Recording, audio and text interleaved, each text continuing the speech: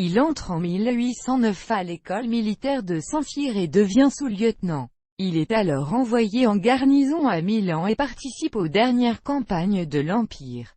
Capitaine, il est fait prisonnier à la bataille du Mincio le 8 février 1814. Capitaine d'état-major pendant les 100 jours.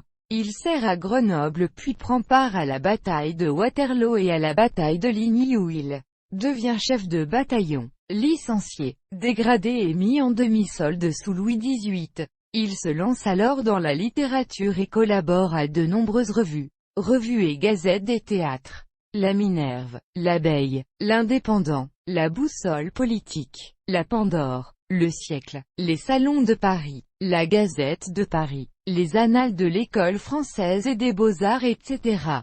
Ses poésies et chansons, dirigées contre les Bourbons lui valent 6 mois d'emprisonnement.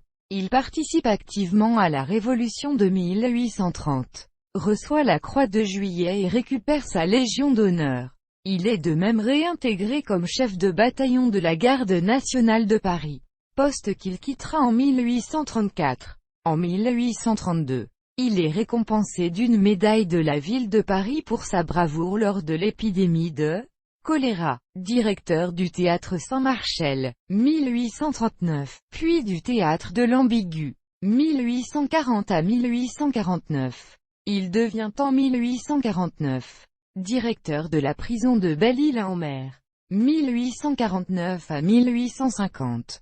Ses pièces furent jouées dans les plus grands théâtres parisiens. Théâtre de l'Ambigu, Théâtre de la Gaîté, Théâtre de la Porte Saint-Martin, Théâtre de l'Odéon, etc.